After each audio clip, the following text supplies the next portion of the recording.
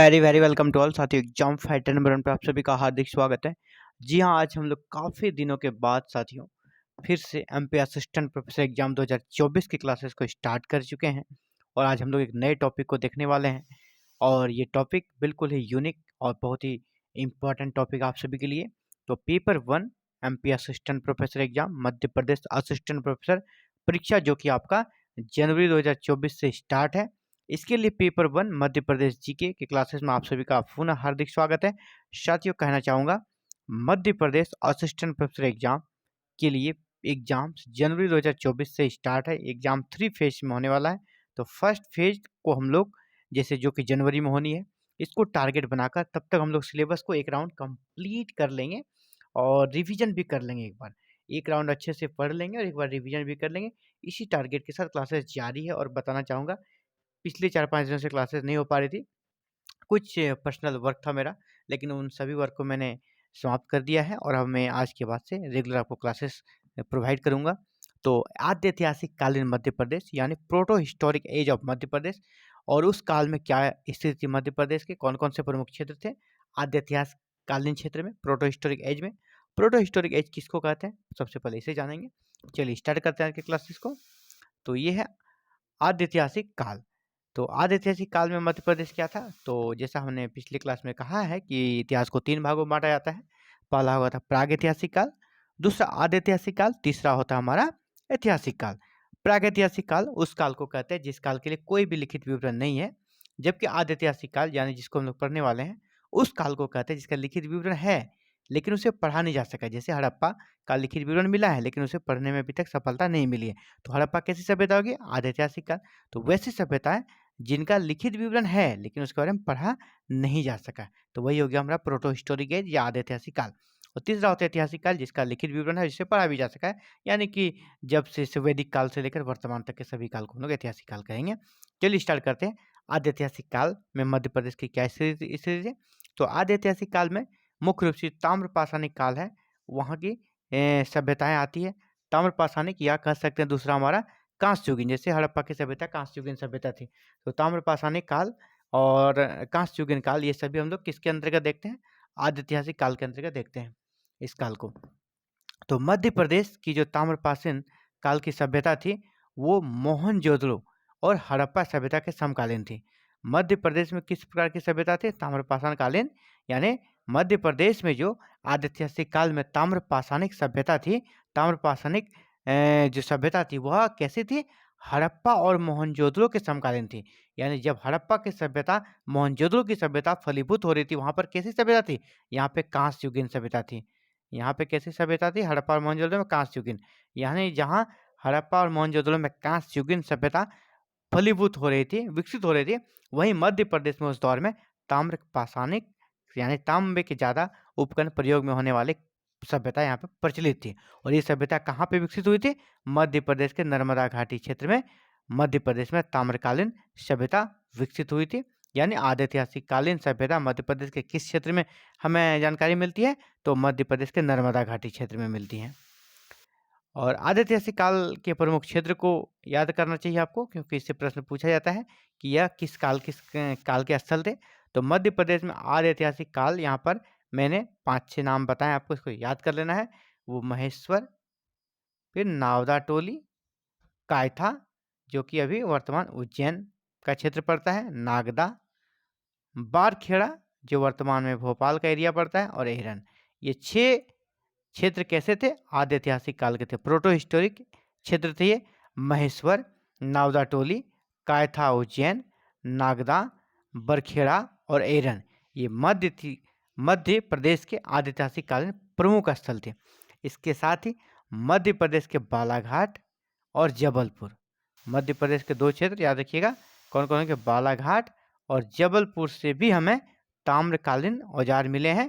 ताम्रकालीन औजार मिले हैं मतलब ये कब क्या हो गया? आद्य ऐतिहासिक काल का। आद्य ऐतिहासिक काल का ये पहचान है कि उसमें तांबे, कांसे इन उपकरणों के ज़्यादा प्रयोग होते थे।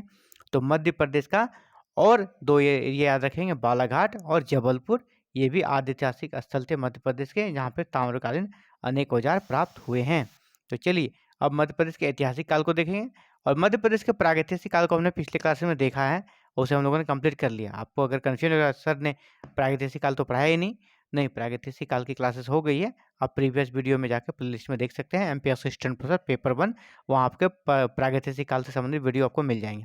अब हम लोग देखते हैं मध्य प्रदेश का ऐतिहासिक काल को कह सकते हैं प्राचीन काल। तो इसके अंतर्गत किन किन कालों का अध्ययन करेंगे, इनको देखेंगे। तो मध्य प्रदेश में वैदिक काल में क्या स्थिति थी, मध्य प्रदेश की लोह युगीन संस्कृति, याद रखिएगा, जैसा मैंने कहा तांबा और कांसा को हम लोग आदि ऐतिहासिक काल में रखते हैं, और लोह युगीन संस्कृति यानी जब लोहे का अधिक प्रयोग होने लगा तो उसको हम लोग ऐतिहासिक काल में रखते हैं। तो वैदिक काल को पढ़ेंगे, इसके अंतर्गत लोह युगीन संस्कृति को पढ़ेंगे, महाकाव्य काल को पढ़ेंगे, और महाजनपद काल को पढ़ेंगे, और प्राचीन प्रमुख मध्य प्रदेश के जो राजवंश थे उसके बारे में हम लोग इस काल में पढ़ते हैं, ऐतिहासिक या प्राचीन काल में। तो 5 चीज़ों के बारे में, वैदिक काल, लोह युगीन संस्कृति, महाकाव्य काल, महाजनपद काल और प्राचीन राजवंश। तो वैदिक युग में क्या देखेंगे दोस्तों, वैदिक युग के बारे में स्टार्ट करते हैं। तो वैदिक युग अब मैन इंडियन हिस्ट्री में भी पढ़ते हैं। वैदिक युग का कार्यकाल कब से कब तक था, 1500 ईसा पूर्व से 600 ईसा पूर्व, ये हमारा वैदिक काल का पीरियड था। तो मध्य प्रदेश के लिए भी यही काल रहेगा, 1500 से 600 बीसी। और फिर इसकी ये 2 भागों में बटा था, 1500 से 1000 तक था हमारा, 1500 से 1000 एक काल था, ये 1500 से 1000 बीसी, ये हमारा हो गया ऋग्वैदिक काल। और दूसरा था 1000 बीसी से 600 बीसी, ये हमारा था उत्तर वैदिक काल। तो यहाँ दोनों चीज़ों को हम लोग पढ़ेंगे मध्य प्रदेश के दृष्टिकोण से। मैन इंडियन हिस्ट्री में तो आप लोग पढ़े ही हैं। तो यहाँ पर जो हमारा उत्तर वैदिक पीरियड था 1000 से 600 बीसी, जैसा मैंने पहले भी अभी कहा आपको। तो उत्तर वैदिक काल में तो आपको ये पता होना चाहिए कि जो वैदिक सभ्यता थी इसके मुख्य प्रवर्तक कौन थे, आर्य थे। तो जो आर्य लोग थे वो उत्तर वैदिक काल में यानी 1000 से 600 बीसी के आसपास वो हमारा मध्य प्रदेश में आए थे। कब आए थे, ऋग्वैदिक काल में नहीं, उत्तर वैदिक काल में आए थे, और विंध्याचल पर्वत को पार करके मध्य प्रदेश में प्रवेश किए थे। तो आर्य जो कि वैदिक युग के प्रवर्तक थे, उन्होंने मध्य प्रदेश में एंट्री कब मारी, मध्य प्रदेश में प्रवेश कब किया, उत्तर वैदिक काल में। वो एरा कब था, 1000 से 600 बीसी।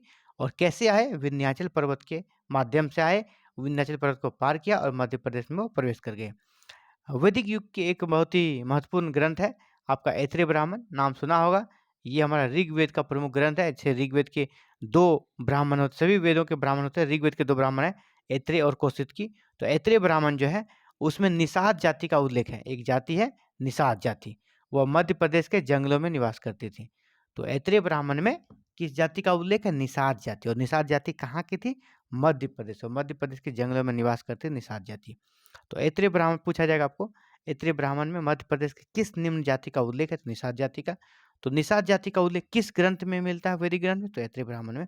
आपको दोनों तरह से प्रश्न पूछा जा सकता है, तो याद रखिएगा। अगला हम लोग देखें लोह युगीन संस्कृति। लोह युगीन संस्कृति में क्या क्या प्रमुख कह सकते हैं हथियार हुआ करते थे, क्या क्या लोग उपकरणों का प्रयोग करते थे, और किस किस एरिया में था लोह युगीन संस्कृति मध्य प्रदेश की, इसे आपको याद रखना है। तो लोह युगीन का जो प्रमुख पहचान है साथियों, वो है चित्रित धूसर मृदभांड। लोह युगीन के सभ्यता के लोग चित्रित धूसर मृदभांड का प्रयोग करते थे बहुतायत मात्रा में। तो चित्रित धूसर मृदभांड किस सभ्यता की कह सकते हैं पहचान है, वो लोह युगीन सभ्यता की, लोह युगीन संस्कृति की पहचान है। और लोह युगीन संस्कृति में जो चित्रित धूसर मृदभांड है वो मध्य प्रदेश के भी बहुत सारे स्थलों से प्राप्त हुई है, यानी वहाँ पर लोह युगीन सभ्यता थी। तो कौन कौन से स्थलों से प्राप्त हुई है, श्योपुर, यहाँ से क्या मिला है, चित्रित धूसर मृदभांड। दूसरा ग्वालियर, मुरैना और भिंड, याद रखिएगा 4 जगह, श्योपुर, ग्वालियर, मुरैना और भिंड। यहाँ से क्या मिला, हमारा लोह युगीन संस्कृति के प्रमाण मिले हैं, लोहे के उपकरण मिले हैं मध्य प्रदेश में। अगला देखेंगे महाकाव्य काल। 2 महाकाव्य हमारे हिंदू ग्रंथों में, जिसको कहते हैं रामायण, दूसरा महाभारत। तो रामायण काल में क्या स्थिति थी मध्य प्रदेश की, उनके बारे में देखेंगे, और फिर महाभारत काल में। तो रामायण काल में मध्य प्रदेश के अंतर्गत 2 जंगलों का नाम आता है, महाकांतर और दंडकारण्य। रामायण काल में मध्य प्रदेश के कौन से 2 जंगलों का नाम आता है, महाकांतर और दंडकारण्य। तो ये जो जंगल है वर्तमान में कहाँ है, छत्तीसगढ़ में पड़ता है, क्योंकि मध्य प्रदेश का विभाजन हो गया है सन 2000 ईस्वी में, और छत्तीसगढ़ जो नया राज्य बना है उसके अंतर्गत हमारा ये जंगल चला गया है वर्तमान में। जनश्रुतियों के अनुसार राम ने, भगवान राम को वनवास हुआ था 14 साल का, आपको पता ही है, आपने पढ़ा है, जाना है। तो राम को जो वनवास हुआ था उन्हें अधिकांश समय दंडकारण्य में बिताया था। इसी प्रश्न पूछे गए बहुत सारे एग्जाम में कि भगवान श्री राम ने मध्य प्रदेश के किस जंगलों में अपना वनवास को अधिकतर समय बिताया, तो दंडकारण्य मध्य प्रदेश में स्थल है दंडकारण्य। वर्तमान में छत्तीसगढ़ में है, लेकिन ये मध्य प्रदेश से संबंधित प्रश्न आता है। या तो वर्तमान में पूछा जाएगा तो छत्तीसगढ़ हो जाएगा, वैसे वर्तमान नहीं पूछा जाएगा तो दंडकारण्य रहेगा, जो कि मध्य प्रदेश को ही हम लोग मानेंगे। रामायण काल में विंध्य हो गया, सतपुड़ा, गुर्जर, ये प्रदेश जो थे ये दंडकारण्य वन के एरिया में आते थे। महाभारत रामायण काल के प्रमुख स्थल विंध्य, सतपुड़ा और गुर्जर प्रदेश। विंध्य, सतपुड़ा और गुर्जर प्रदेश ये किसके अंतर्गत आते थे? दंडकारण्य वन के, यानी इसका एरिया बहुत बड़ा था। इसमें विंध्य, सतपुड़ा और गुर्जर प्रदेश का जो एरिया है वो पूरा दंडकारण्य वन के अंतर्गत ही आ जाता था उस काल में। और महाकाव्य काल में ही एक महत्वपूर्ण शासक हुआ करते थे मधु। यदुवंशी नरेश कौन से थे? यदुवंशी, यदुवंश के थे यदुवंशी नरेश मधु इस क्षेत्र के शासक थे। यानी कौन? दंडकारण्य वन के का जो एरिया था वो राजा मधु के अंतर्गत आता था। और राजा मधु जो थे दशरथ अयोध्या के राजा यानी राम के जो पिताश्री थे दशरथ के समकालीन थे। आपसे ये पूछा जाएगा दशरथ के समकालीन मध्य प्रदेश के प्रमुख शासक कौन थे? तो राजा मधु।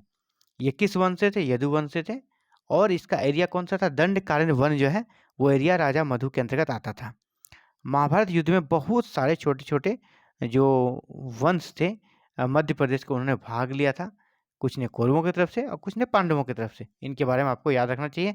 मध्य प्रदेश के किन छोटे छोटे राजवंशों ने किनका साथ दिया था। यहाँ पर आप नाम देखें, वत्स, चेदी, कारुस और दर्शान, ये चार जो राज्य थे इन्होंने पांडवों का साथ दिया और इनकी जीत हुई।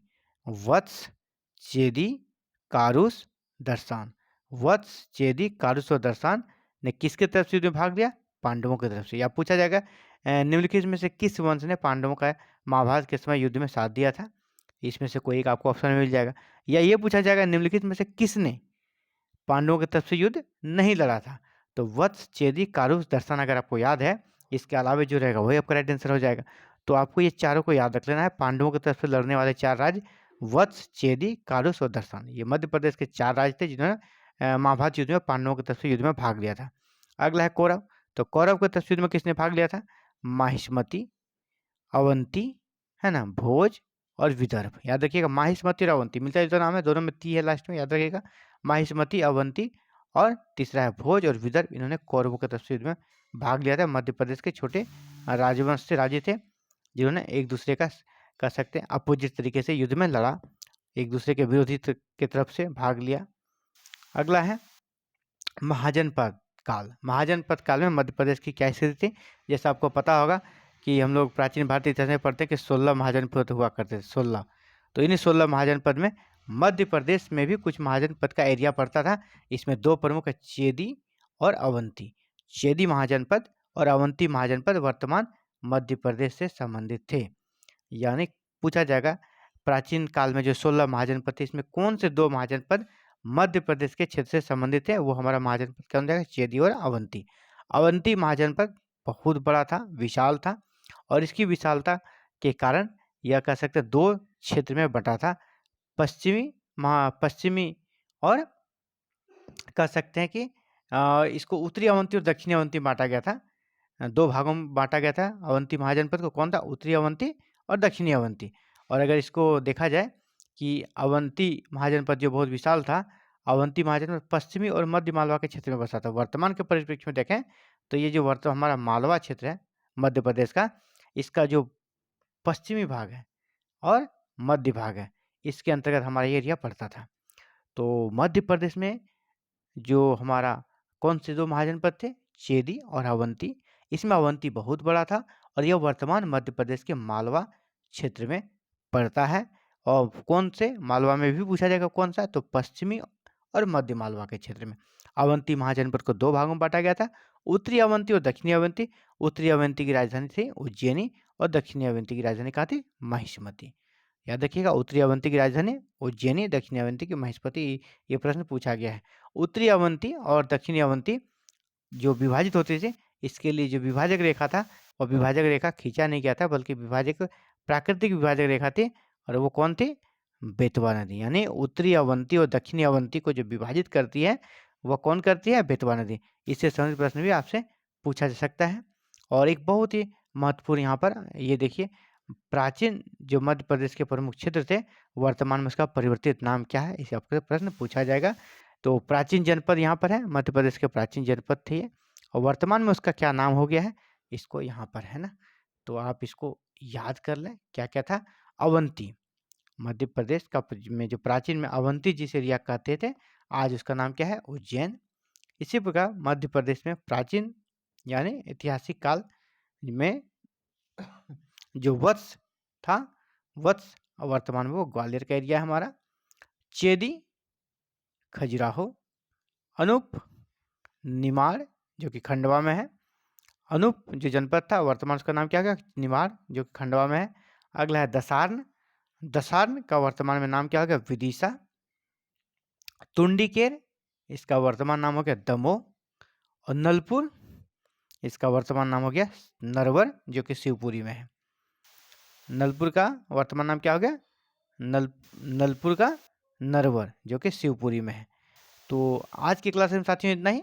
कल से क्लासेस अब लगातार चलेगी। मध्य प्रदेश असिस्टेंट प्रोफेसर एग्जाम जो कि आपका जनवरी 2024 से स्टार्ट है, इसके लिए कल से फिर से आज से ही स्टार्ट होगी। आप क्लासेस प्रतिदिन आपको मिलेगी।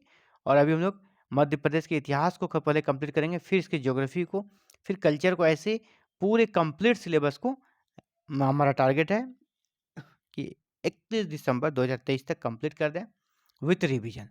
तो अब भी चाहते हैं एमपी असिस्टेंट प्रोफेसर पेपर 1 की क्लासेस करना, तो आप हमारे साथ जुड़ सकते हैं बेहिचक। यहाँ पे कोई फ़ी, कोई पेमेंट नहीं लिया जा रहा है, लेकिन क्लासेस हो रही है बिल्कुल to the point, exam pattern के अकॉर्डिंग, बिल्कुल सिलेबस के अकॉर्डिंग, क्रैश कोर्स मोड में पूरे सिलेबस को कंप्लीट कराया जाएगा।